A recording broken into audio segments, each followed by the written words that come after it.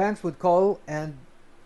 I think they can't seem to get their hands on the person and get her to pay. So it seems like people can just get away with borrowing money even from banks.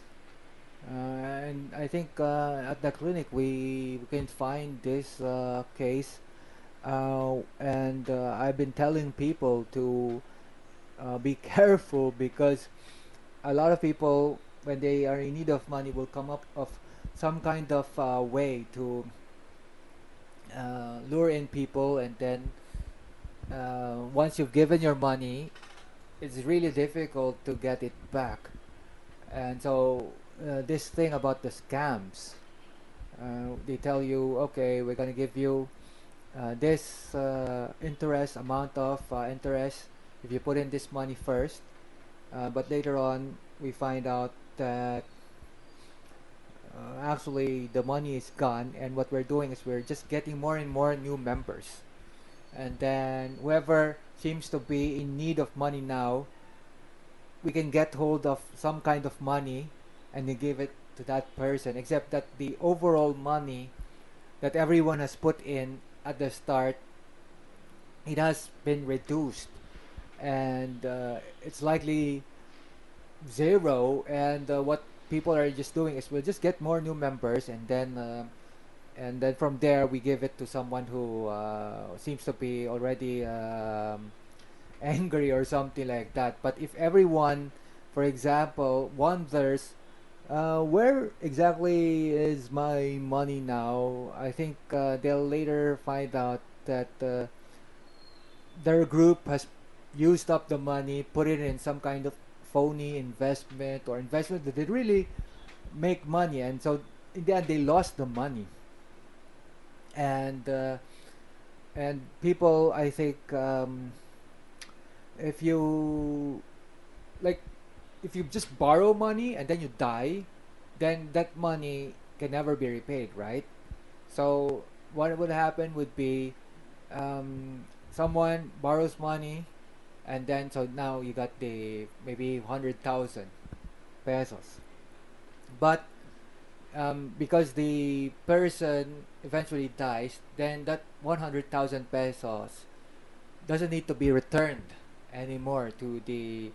person that this person who died borrowed it from. So in that way, you gain the 100,000 pesos. But still, because eventually people will begin to ask,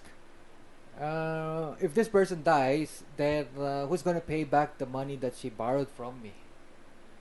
So a lot more people will become angry, and a lot of people would be wondering too, what is going on here? Why are they being allowed to even continue with this sort of thing? And so, what I was saying at the start, where even banks who are attempting to catch these people, they seem to be having a difficult time. And well, what I do is to share information. I share information, let people know that this sort of thing occurs, especially inside the clinic. But we do know that I think there are people who want to continue to pretend that this sort of problem is not something that we should be too wary of, I guess, because at the end, if the clinic's making money, then it's not such a bad thing. The problem is, we do know that the theft problem of theft continues every week,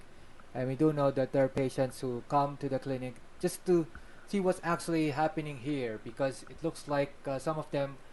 have been members of this scam group, and I think for some of them it looks like the way to give back the money to them is to,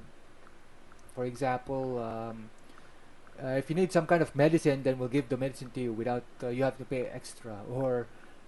some kind of non-medicine item, like on a lumbar support or something, or when we give you the change, we'll give you an extra 100, so that should appease you or something, right? And that way we get the picture of how come we have this theft going on every week that amounts to over 500 pesos, reaches 1,000 pesos, and at times 5,000 pesos. And I think the management has been notified about it, yet the problem continues to persist even up to now.